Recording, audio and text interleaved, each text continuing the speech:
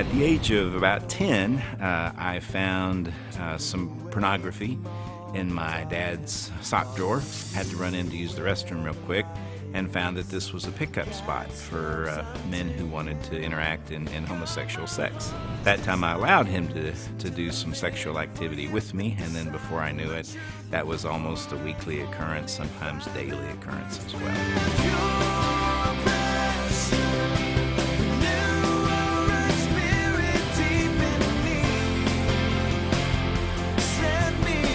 It was such a healing thing for me because what it began to show me is I'm not so weird after all. One of the biggest lies that Satan told me all the time was that, Yuli, you're different. You're never going to be a real man.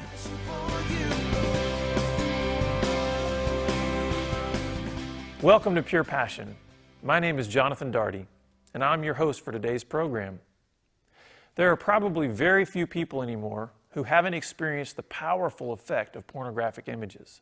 But for a child, it's not only powerful, but formative. Today's guest had already experienced years of rejection from his father, when at the age of 10, he discovered his dad's pornography, which included both gay and straight porn.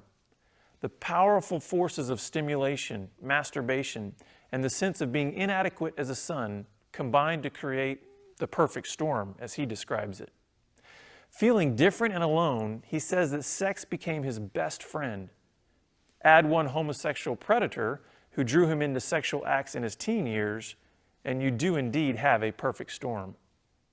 I don't know about you, but I'd like to find out what God did to turn this thing around. I usually kind of start at around the age of 4. I remember a time that actually Jesus brought to my attention during my healing.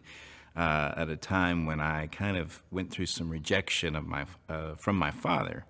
It was a night that I got scared in my bed, and I ran into their room and asked him if I could sleep with him and my mom, and he got angry at that point and said, get out of here, you little sissy, and go back to bed. And that's been something that's kind of stuck in my mind because it was kind of one of those things that kind of began the rejection of my dad. As a kind of scary person. And I think at that point I also leaned in more towards my mom, and she was okay with that because she had come from a past where she really wanted her kids to be close to her, and so she drew us in very closely. And so I over-identified with her at a very early age and really pretty much rejected my dad at a pretty early age because of his anger that night. It happened other times as well, but that's the thing that stands out the most. Another milestone that I think is really important to talk about is being saved at the age of 8.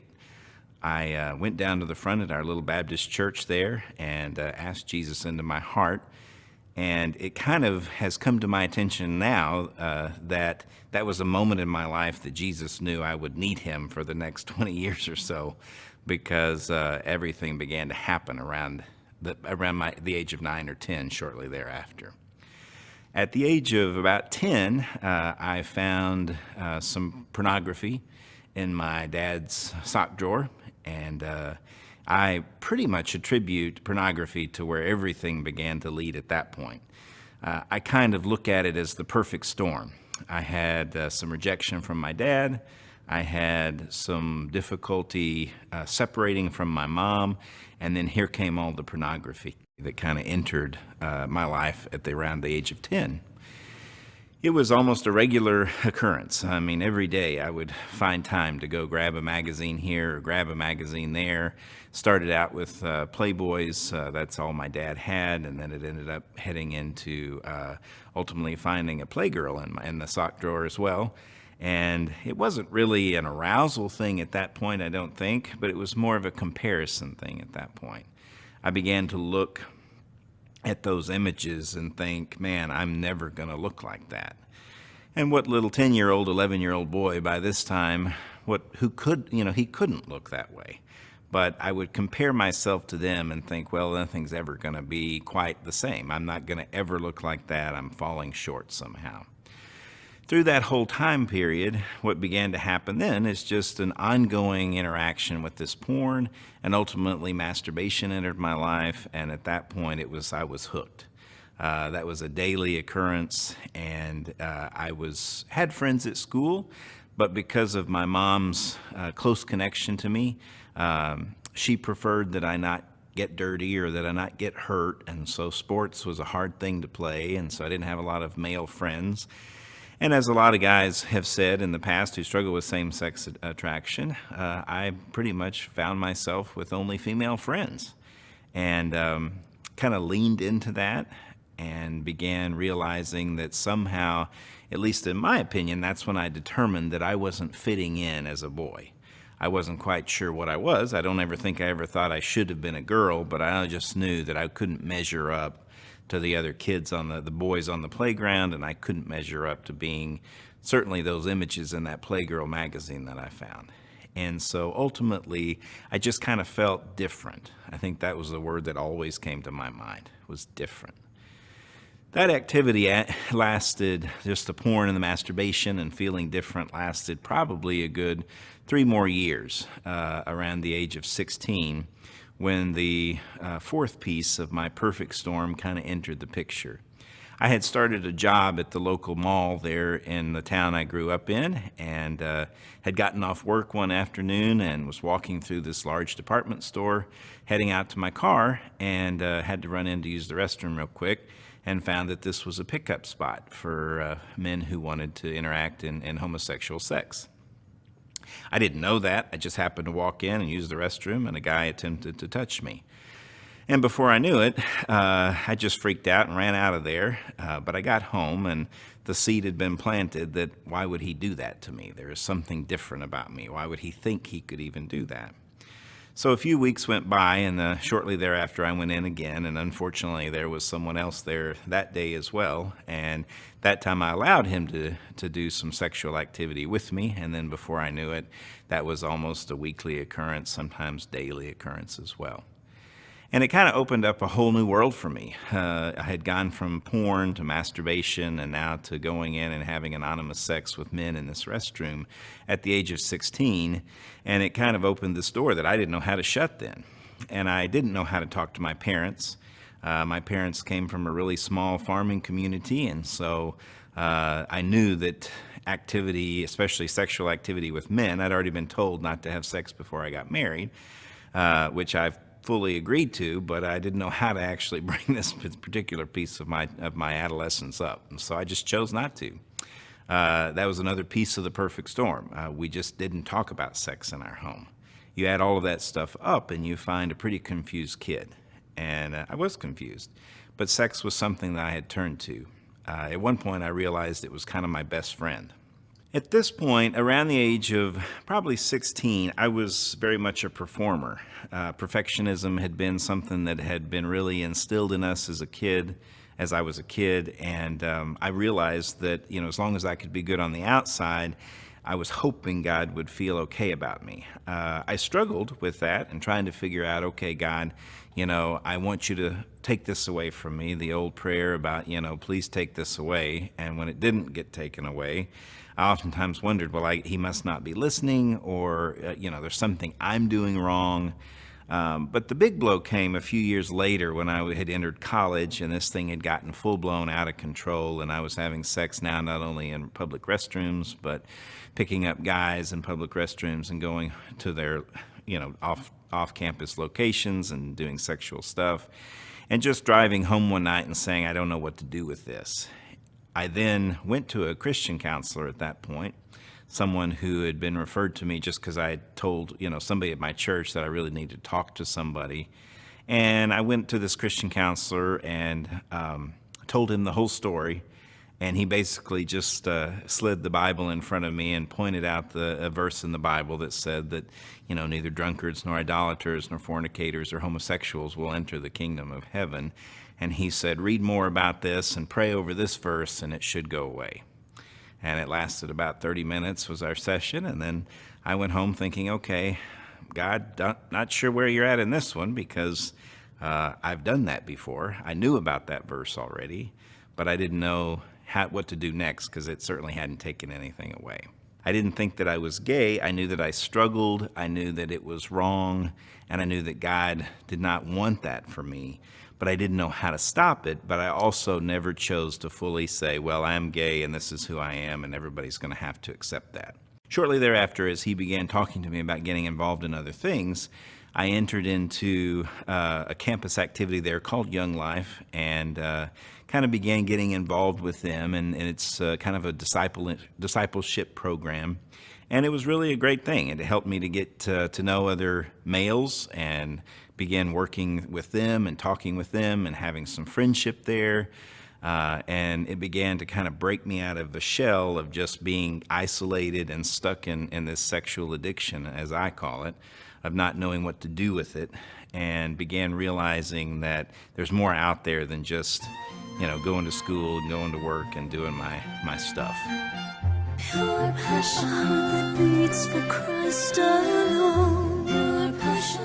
At some point during that time in Young Life, I also met a girl there at Young Life, and knowing that that was what I wanted to do next was get married. I knew that was next on the list. She and I began dating, and I ultimately, about a year into our relationship, told her the whole story.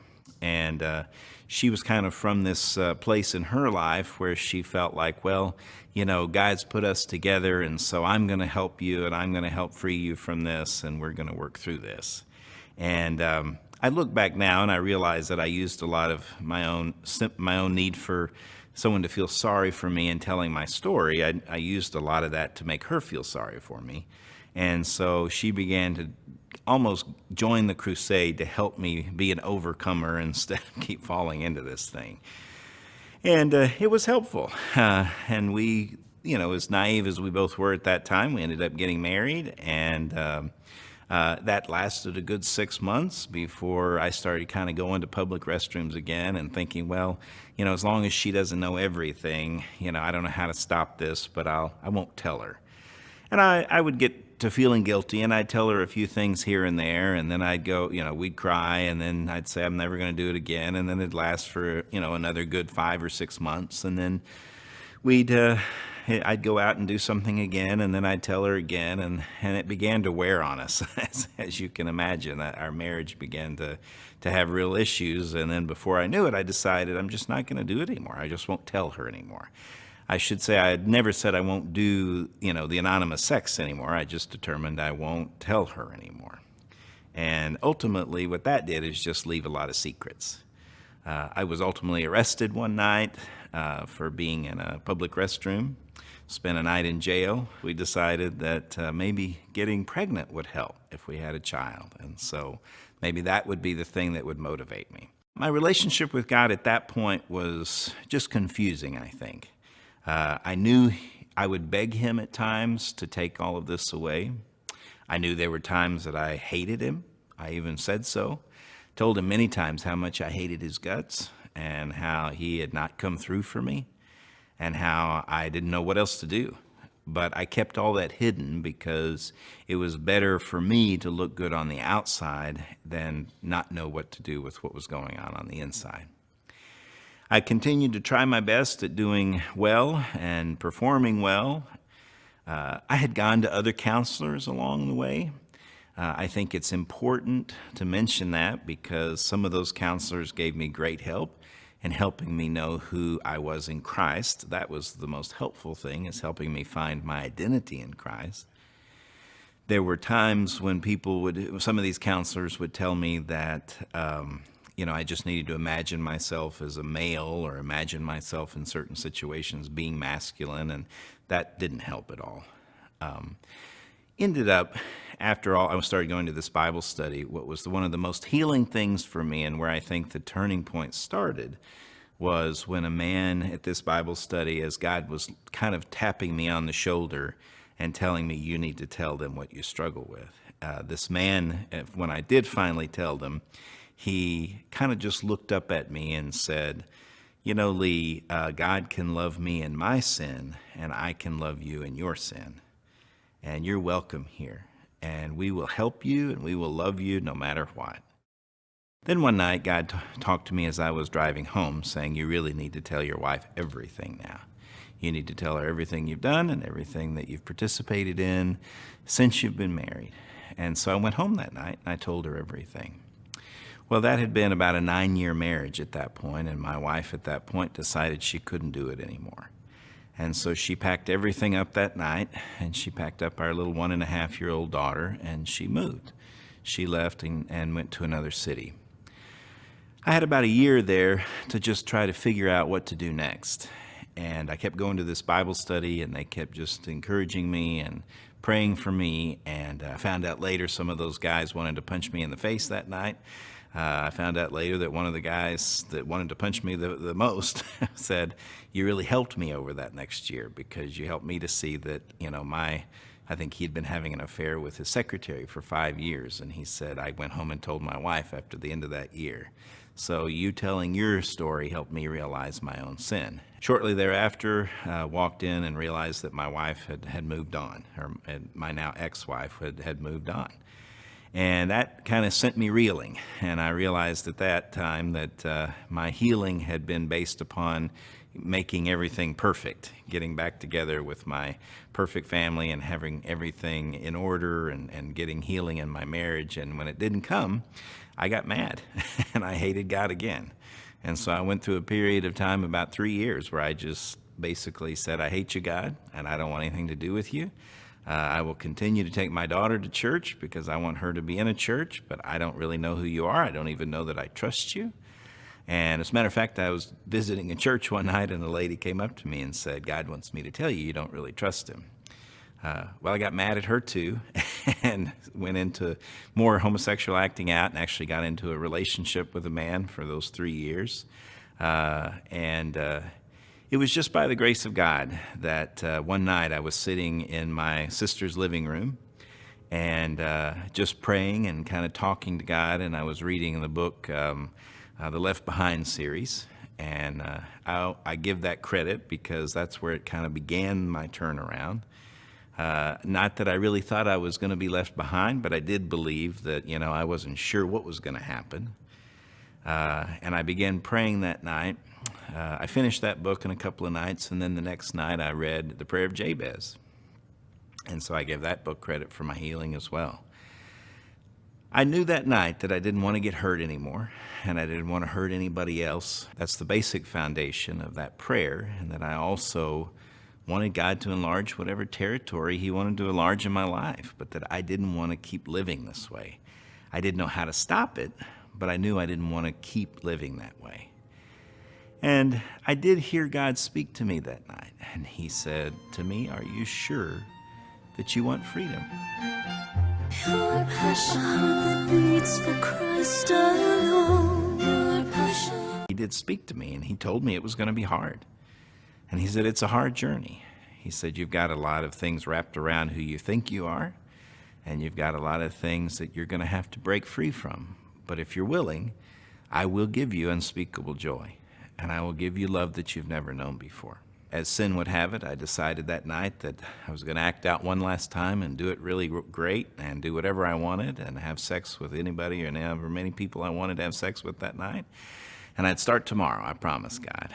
And I got online and went to a chat room to try to meet up with somebody, not the guy I was with, but somebody else, and because I wanted something new. And chatted with a guy for a while, and he gave me his number and said, "Call me." And lo and behold, it was the number for the guy that I had been with for 3 years. So I realized he had been out looking for sex anonymously as well as I was gone. So that was just God to me. That was just his confirmation to me that, oh, wow, he's showing me pretty loud and clear that, Lee, it's time to stop. I was in groups several nights of the week. I worked a lot of different Bible studies. I wanted to stay busy. I didn't want to fall. I did not want to get back into sin. So I kept myself busy. And that's, I think, for most, at least for me, it was a great help because it kept me from being bored. It kept me from being lonely. And again, one of the most healing times was when I showed up at an all-men's Bible study again. And God told me again, you need to tell these men what you struggle with. And I said, I don't want to because they don't struggle with what I struggle with, and they're just going to not want to know me after this. And he said, no, you need to tell. And so once again, after about 3 taps on the shoulder over the next 3 weeks, I told him again. And this elder at my church looked at me and, again, out of love, said, I love you just the way you are, Lee, and God loves you, and we're going to help you. And it was amazing because the level of prayer time in that Bible study went from surface, praying for, Grand Aunt Susie's hangnail or, Uncle Joe's heart condition to, pray for my marriage or pray for me, I hit my wife, or, just amazing what I began to see as I began to share the junk in my life. Other people's junk started coming to the table. And I also was working at a local rape crisis center at the time. And I met someone there that began to, as I was working with her through her healing, she began to show me just real pain and real hurt. And I just began to see that there was just, there was something different. And it was amazing as I began to have to pour my life into this person and stop being so self-centered about my own healing and began helping someone else to heal. God began to show me that, when you love others, when you show them unconditional love, you find unconditional love. And it was about 7 years later that I ended up marrying that woman. Jesus has been so wonderful to me in that he has met me personally in trying to show me how much he loves me. The other place was being able to tell other men what I struggle with who didn't have this same struggle. I had gone to a lot of the same-sex groups. I had been to groups where guys went to try to stop this thing, and they were great support, and it was nice having the friendship. But nothing changed me like going to a group of men and saying, I don't know how you're going to take me, but I got to tell you what I do. I have sex with other men, and I don't know how to stop it. And to have them look me in the eye and say, you know what, we don't understand it. It may make us mad, but we love you just where you're at, and we want to keep helping. It was such a healing thing for me because what it began to show me is I'm not so weird after all. One of the biggest lies that Satan told me all the time was that, Lee, you're different. You're never going to be a real man. And so I would show up at like men's breakfasts, and I would see all these men, and I'd shrink down to this little 8 or 9-year-old kid and wearing my dad's clothes. That's what it felt like. And God would keep reminding me during that time that you're just like them. You don't know it, you may not believe it, but you're just like them. Be who you are.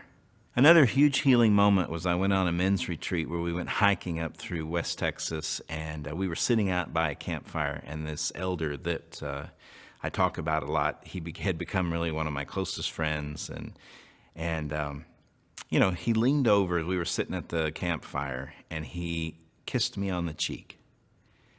And my first reaction was, whoa, what are you doing here? Because I'd been down that road. But he had tears in his eyes, and he just looked at me and said, Lee, I just want you to know that 2 men can love each other, and it can be okay. And he just gave me a big hug. And I began at that point realizing that, it is okay to love men, to be in loving relationship with them, that God never intended it to be sexual. And I had stopped really hugging men because it would cause arousal at times before I'd started the deepest parts of my healing. And God said, don't worry about it. All you've known is sex. So it may happen occasionally, but it'll stop. And it began to stop. As I began to love them, as I began to give more of myself to them, as I began to heal, then I began to see that God's love heals, and it did heal.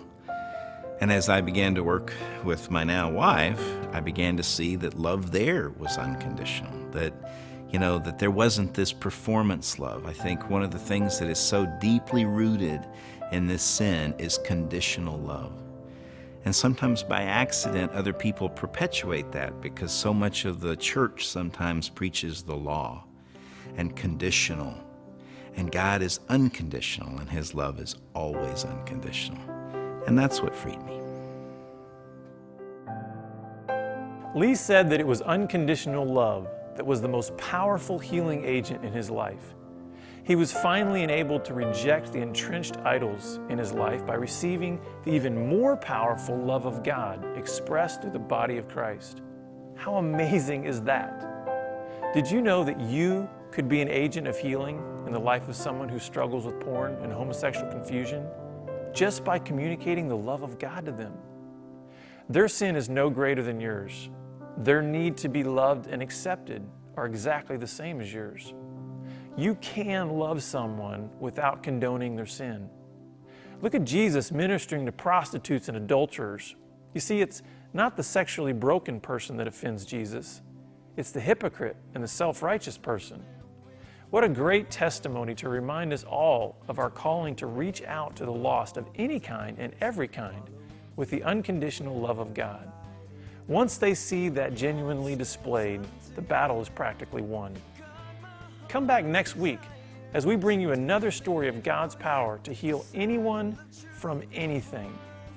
Until next week, I'm Jonathan Daugherty for Pure Passion.